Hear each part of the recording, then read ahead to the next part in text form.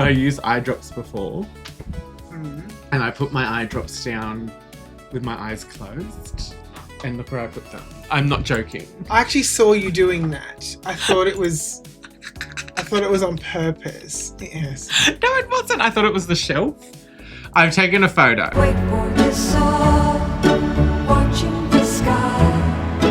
I was putting eye drops in and my eyes were closed.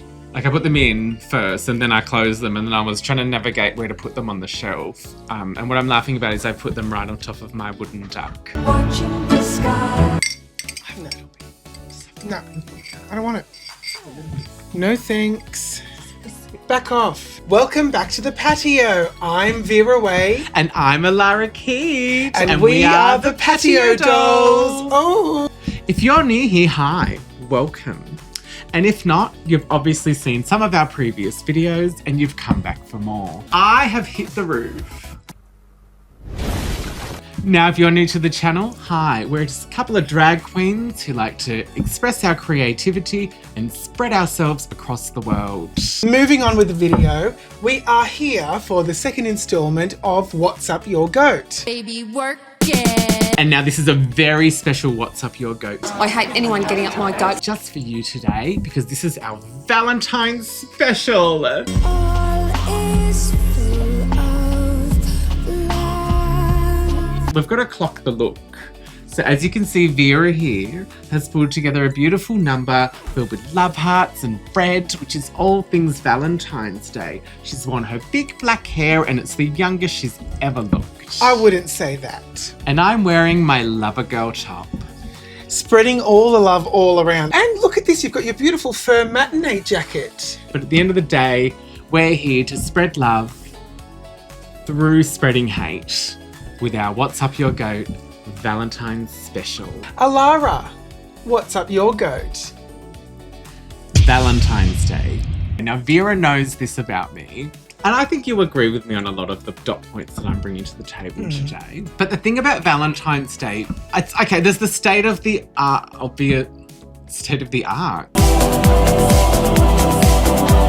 So there's the state of the obvious stuff, where it's the consumerism, all that like riffraff and all the other stuff. But I think what really has always bugged me about Valentine's Day is that there's a lot of people that I'd come across in life. There's always some girl who puts so much emphasis on Valentine's Day. I've had friends in the past, colleagues and such, who their partner has like just done the very bare basics. The box of chocolates in the shape of a heart and like the teddy bear or the flowers or whatever. And then it's like, they go out for some generic dinner, like down like the RSL. How much is it, that risotto vagina? Well, $6.95. Are you paying for this, or? Oh, yes. I'll have the fillet steak and a bowl of chips to myself. But then there's always some other girl where her boyfriend like booked a helicopter ride and like flew her around the harbour and like proposed to her and all that sort of nonsense, which is also quite tacky.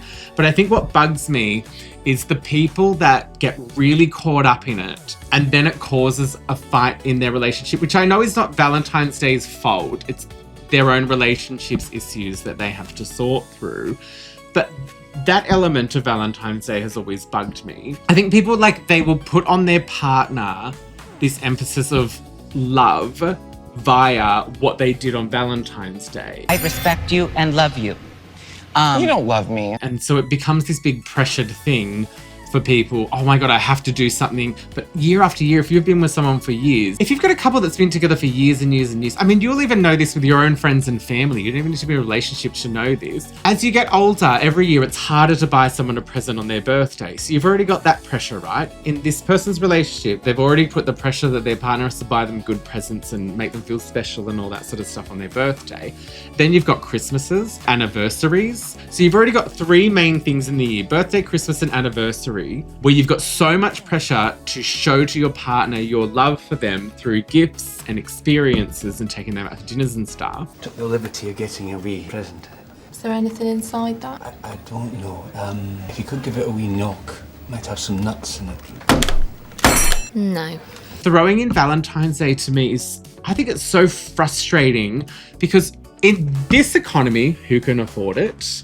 Spending all the money and all that sort of stuff, you just end up with crap anyway. If you're expecting jewellery off your partner yearly, Yearly? How much jewelry are you wearing? Well, you mean outside of birthday, Christmas? Yeah, no, yeah, I'm talking anniversary. like A fourth reason for jewelry. Yeah, like I'm talking only Valentine's Day, because what else do you buy someone? A DVD player? A DVD player, a mobile. I mean, what else is there? Oh, they're rare now. Yeah. But like for Valentine's Day, I feel like it comes with this whole emotional side of things where it's like if you bought someone a USB drive for Valentine's Day, I'm sure that they would be upset about it. The other side, speaking of romance, is I feel like it also makes people pretend to be romantic. Where you've got every day, you've got any time of the week or month or year to like have romantic moments. And I feel like there is a lot of people out there that just put those off until Valentine's Day. So there's no romance all year, and then it's like, oh shit, I've got to be romantic now. And they're two kind of points that kind of bug me with Valentine's Day. Do you have anything to add, Vera? Well, actually, what you said earlier kind of clicked. I've worked in a few workplaces, and definitely there's a big emphasis on, oh, my partner going to get me this? Are they going to get me that? Honestly, at the end of the day, there's a lot of disappointed people out there. Flowers are not a present, Brett. They're a garnish. And they used to be like, oh, I didn't get anything today. Like they see someone walking by with a bunch of, 60 red roses, sitting there basically in tears about how her boyfriend doesn't give her anything. And she's not going to get a surprise teddy bear. She's not going to get a surprise tray of chocolates. No telegram is coming into work. The telegrams! Oh my god, I'm getting so triggered. Oh, I know. This is a big one for me. All these. Because I worked in a lot of office jobs, and you sat at your desk, and next thing you hear this little commotion going on in the background. Oh my god, he sent me flowers, like directly to Let's read the card. Stop it. So annoying. And I would be like this.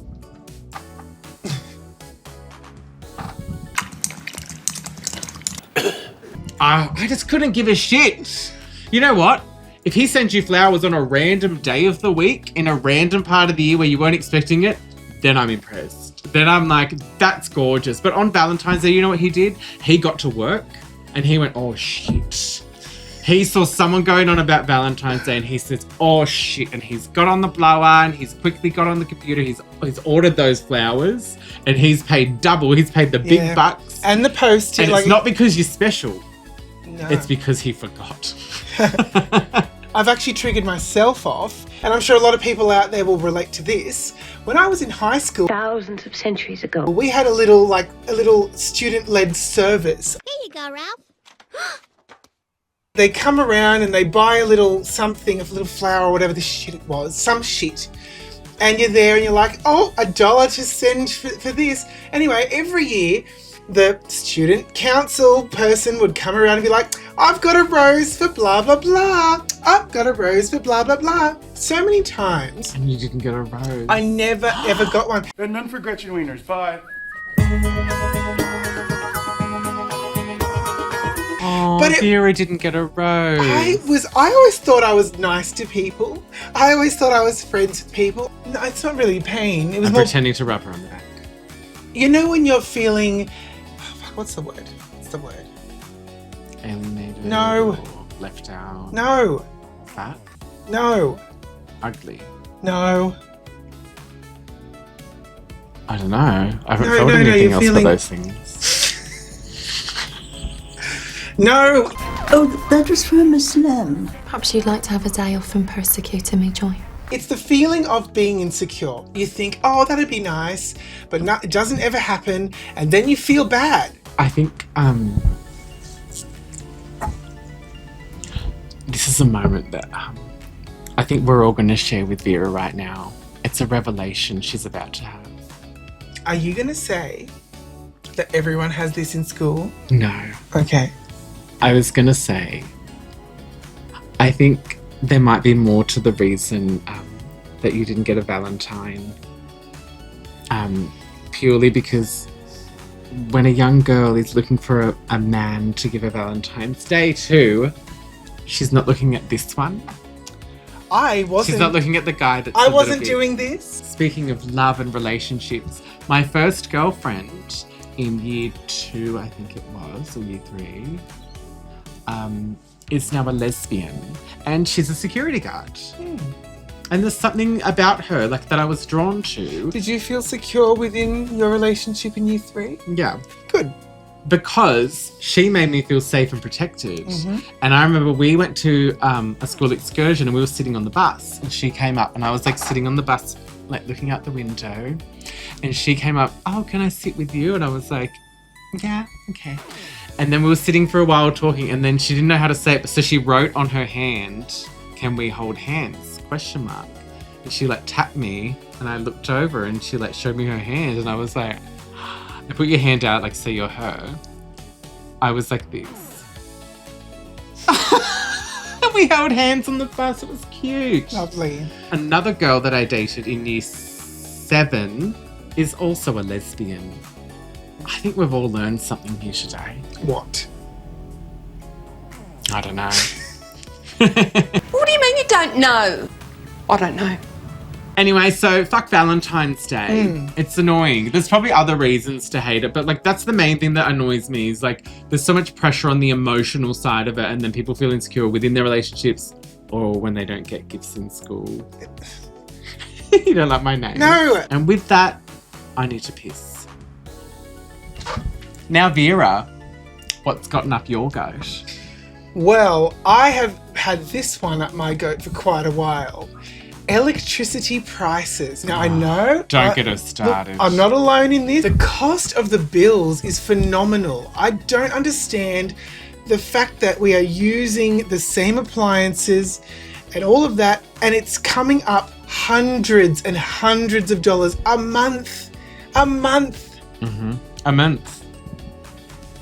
Happy Pride Month. Happy Pride Month. Happy Pride Month. We used to do a 3-monthly billing and it was a few $100s. It would be like $350 maximum for 3 months of electricity. Yes.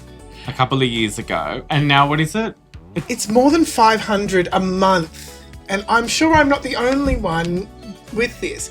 It definitely would get up your goat too. It is one of those things that you pay it, right? And then you go about your day, blah, blah, blah. And until the next month rolls around, you get the bill. And then you're like pissed off all over again. What? No, just quickly stop banging the table.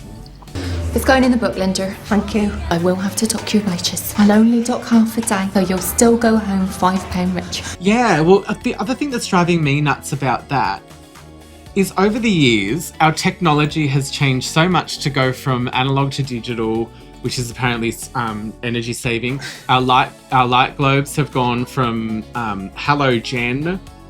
Hi, Jen. Hi, to LED lights. If you remember when they were pumping out LED globes, they were actually giving them out for free. Yes, at one I remember. Point. I was there. The government was giving us all LED light globes, and we were all like, "Yes, this is amazing." It was a bit weird though. Remember that time though you had a representative come over to your house, going through every single room, changing every single light globe. A stranger came to your house to give you. Well, they were wearing the electricity shirt. They promised us we're going to save us money. Oh, it's going to be like 5 cents a year per globe per year, right? So our light globes, our televisions, all of our technology has become so much more LED. All of those things come with some energy rating. These days you can't even buy a fridge without a good energy rating. How are we paying more money than we ever paid before when we've swapped everything out as we were told by the government?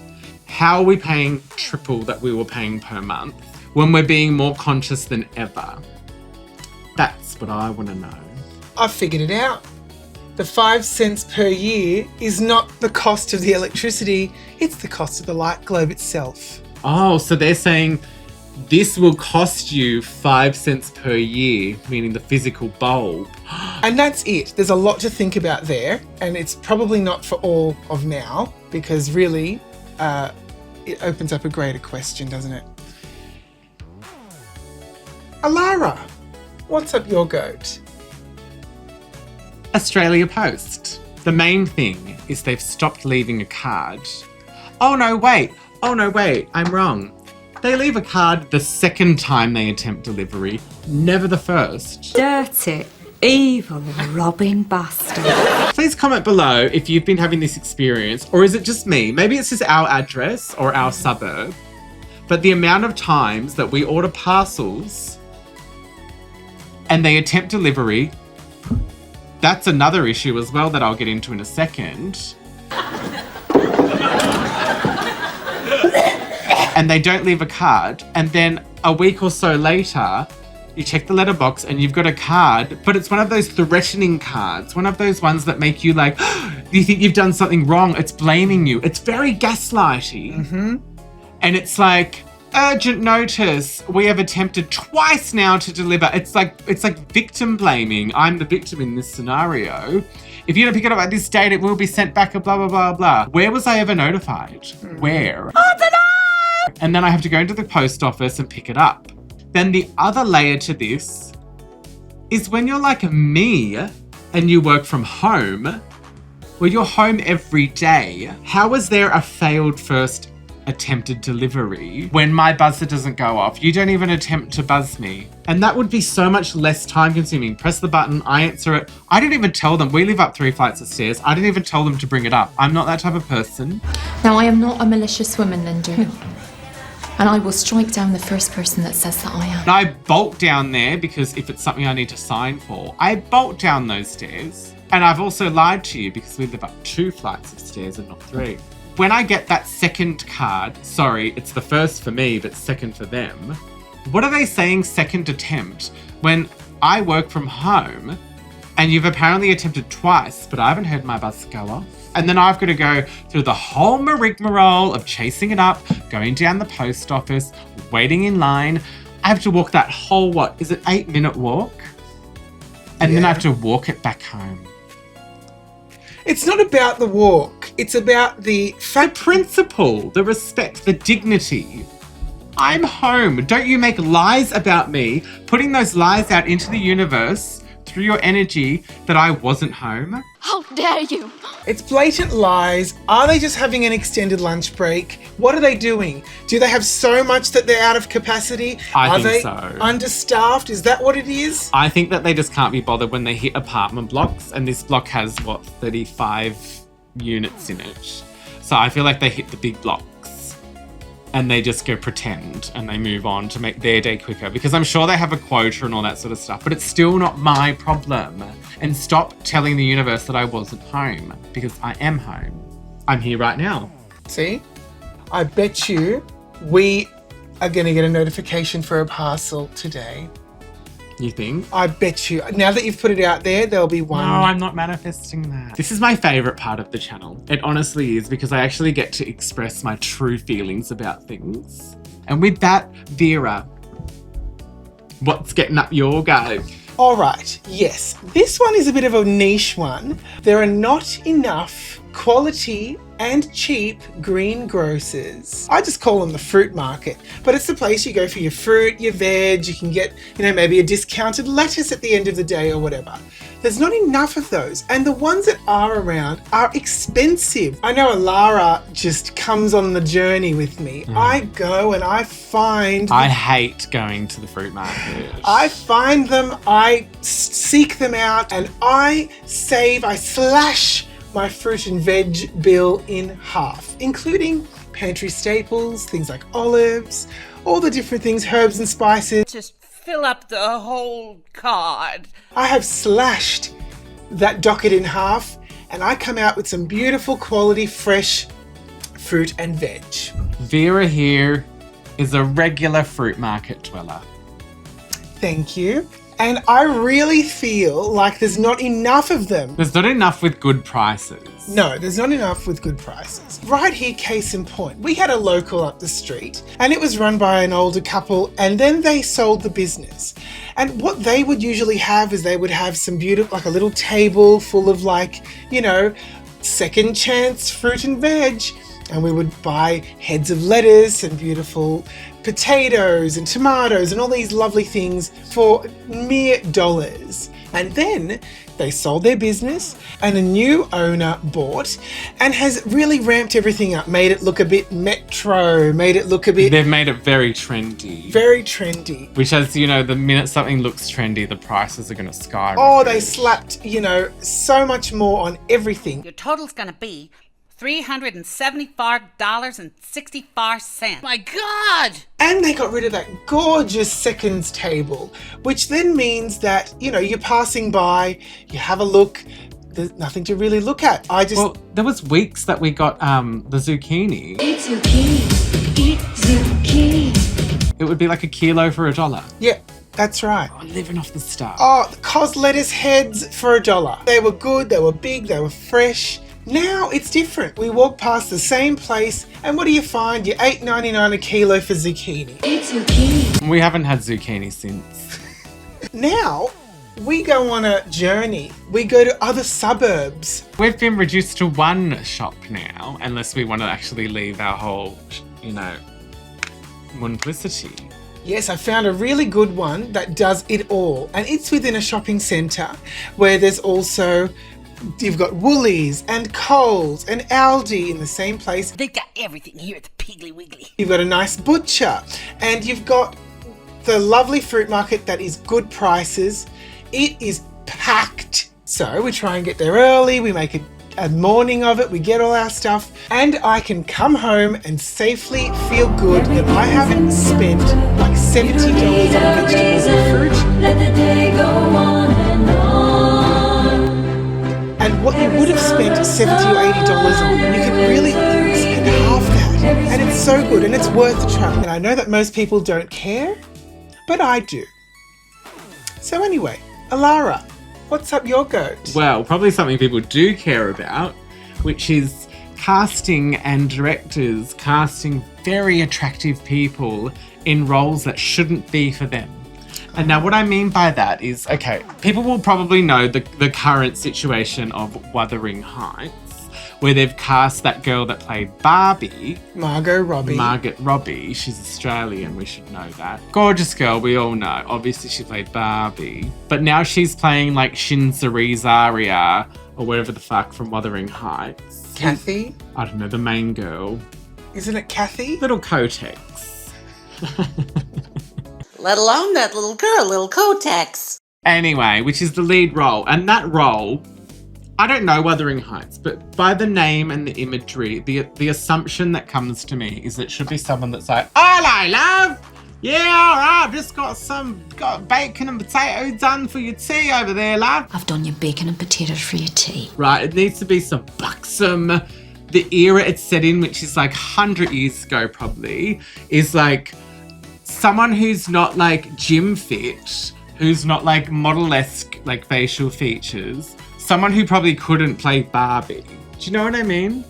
Who's playing that role? It's got to be some rough as guts. Am I right or am I wrong? I think you might be wrong. I'm not as stupid as I look. You haven't obviously read Wuthering Heights. I do not read. Nor watched any film adaptation. I think the closest you've got is to the Kate Bush song. But you've got Kathy, who is a ghost and young. That's the song. No, the song is about a ghost.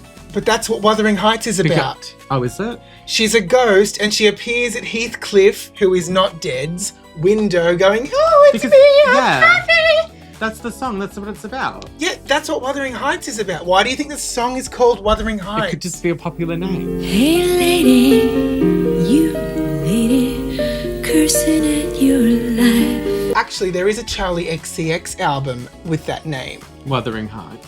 I think. 3, 6, 5, 8, go. So basically, that movie, who cares what I've said? The point I'm trying to make is that she's too attractive to play that role. That role is meant to be a little bit rough around the edges, and she's not a little bit rough around the edges. She's pristine. And there are other movies that have done this, where they've cast someone based on their name and their image and all the rest, instead of casting the person who should have played the part, which would look the part and act the part. They've gone, they call it vanity casting. And all it's doing is it's contributing to this issue of people thinking that everyone needs to look attractive or look a certain way to be perceived as attractive, and that you've got people who can't. It's the whole point of the arts and the entertainment industry, all that sort of stuff, film, television, all the rest, is storytelling at its crux. And I get there's a side to it that is about image, but there needs to be room for us to see ourselves inside those actors. And to see ourselves inside those characters. And if I can't see myself inside a character, then I don't see myself being seen at all. And so I basically think that I should have been cast as Kathy in Wuthering Heights. I was waiting to play the pretty ghost. Yeah. It just annoys me because it's like only the relatively like textbook attractive people are getting these big roles everywhere, which is taking away work from other people. And also it's just setting this unrealistic bullshit everywhere. I want to see someone like Melissa McCarthy play that sort of a role. I want to see her out like in the mud and stuff or whatever they do in that storyline. I don't know what Wuthering Heights is about, but that was just my example because it's the one that people are talking about at the moment, but there's plenty of examples. It also extends to ethnicities as well, because there's certain casting that happens where it's supposed to be someone of a certain ethnicity and they just wipe out that person's thing and just cast whoever they want. What was the recent one? There's a character that in the books is alluded to being dark-skinned and they cast an attractive white man. And when asked about it, the director was like, I just didn't see that. Like, when I read the character, like, I didn't see them as a dark person at all. Like, you know, the whole, like, I didn't see colour sort of things. And it literally in the book is like, this person is being ostracized because of the colour of their skin. And she's so white. Well, maybe the director just had to put the book down to go to the toilet, and then when they came and picked it back up, they just skipped over that part. Yeah, over and over again. Many times throughout the story where that person's being ostracized by society. Anyway, if that's getting up your goat, please leave a comment below. And also give us more movies where people have been cast where they shouldn't have. It doesn't even have to be about looks, just if you didn't like the actor. I don't like the girl that played Matilda.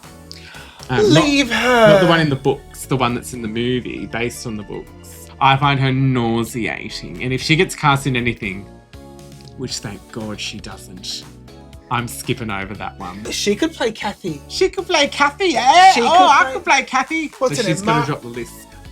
She doesn't have a lisp anymore. Oh, it was all an act, was it?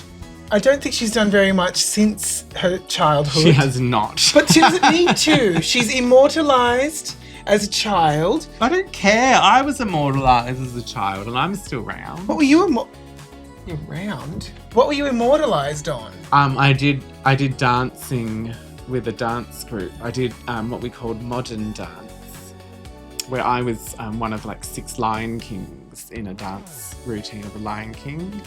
And there was that alien robot number where we had torches on stage. Or there's my favourite where we did a tribal number and they put they shredded up plastic bags and hung them off our wrists and our ankles. So at one point in the show, the black light comes on and the whole stage goes dark. But I was really insecure, so I didn't want to go shirtless in our tribal number. So the adults got me a flesh tone shirt. No one realised that when the black light hit it, it also glowed. So there's me on the stage. My t-shirt's glowing. Vera, what's up, you goat? Oh, well, this one is a little bit off-centre. And it's probably just something that gripes me. Because a lot of people, I'm sure, have another opinion. Ugly shopping centre renovations. How many shopping centres have been destroyed? Beautiful shopping centres, heritage shopping centres. And I'm not talking about 1800s. I'm talking about the lovely ones from the 50s, 60s. All that gorgeous architecture and styling. Gutted. And then you have grey, you have shitty wood fake panelling, bad lights. You've got all this mess of straight, crappy renovations. It's very brutalist. It's brutalist. And that's what they will say. The designers will always say, like, I was inspired by brutalism. No, you're inspired by not spending money. Because making everything a rectangle shape with no design detail whatsoever and barely any colour is the cheapest way you can go. Exactly. But we saw that thing about flat roofs. Yes. It's cheaper to make, you'll see a lot of new buildings have flat roofs and they will market that as modern and chic. So therefore people will be brainwashed into wanting to buy that sort of thing. But it's actually come out that it's cheaper to build a flat roof than an angled roof. And that's why, so when it comes to making something modern, it always comes down to money and marketing. Because if you can market modern to people, which is easy, right? Tell people, oh, you don't want to be outdated, you want to be modern. You can charge them the same prices or more as what they would have paid for a roof, save that money, and then just put it in the rest anyway. Exactly. I was literally going to touch on this. Certain people tell the world, this is now modern, this is out. We don't like XYZ. right? And then what happens? You end up with this boring, bland, we all know the beige. Oh, the grey. I know, it has come and now it's going, I think. People are turning against it now because people are starting to realise how depressing it is. And also when it comes to like design and fashion always evolving, guess what's coming back? Maximalism. Oh, good. Maybe it'll reflect in the shopping centres. All I just remember is when I was little, even in my teens, you go into a shopping centre, before this grey trend was there, they often retained some original features and it was lovely, it was warm, it was inviting. Now, do you feel depressed or do you feel upset when you're walking through the shopping centre? I don't really see a future. No. And it's like, where is the heart in this? And they've gutted it out and thrown it in the bin. Yeah, like there's that one shopping centre down the coast where it's like the outside part, they've made them, every business has had to have all their signs changed so they're all exactly the same sign. They're black with white writing. Exactly. No neon signs anymore, no life. I feel very sad for the lost shopping centres, especially the ones that actually had some architectural heritage that they decide to gut. Hello, police. I'm calling 911 on you, Rhonda. And I'm going to call the cops, and I don't care if you get a bloody criminal record because you bloody deserve it. All right, well, that brings us to the end of this edition, Valentine's Day edition. Finally, they say. Finally. Yeah, finally, oh my God, it's come to an end. Of What's Up Your Goat. And we'd love to wish you a happy Valentine's Day. Yeah. And even if you're doing absolutely nothing on Valentine's Day, have a happy time doing it. And we hope that you get spoiled rotten. And if you don't, we hope that you get over it and you don't care. Because at the end of the day, Valentine's Day doesn't matter. It's a scam. The true origins of Valentine's Day was something about a cherub that went around and shot people because they weren't in love. Do you read a book? No. More like there's actually Saint Valentine, who is a saint, and I don't know why it relates to love and relationships, but somehow it does.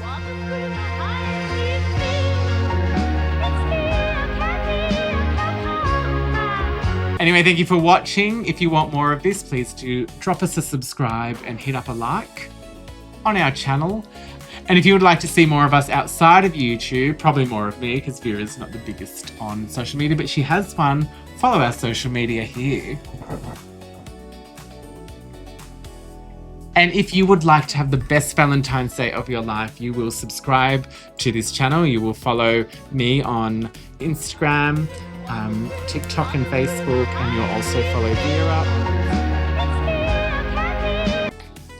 Otherwise, you'll have the worst Valentine's Day ever experience in your life, and your partner will leave you for someone else. And what if they are watching this past Valentine's Day and they don't give a crap about any of that? Well, then they still miss out, because then they get 7 years bad luck. Thank you for watching, and good night. Or good morning, depending on when you're watching this.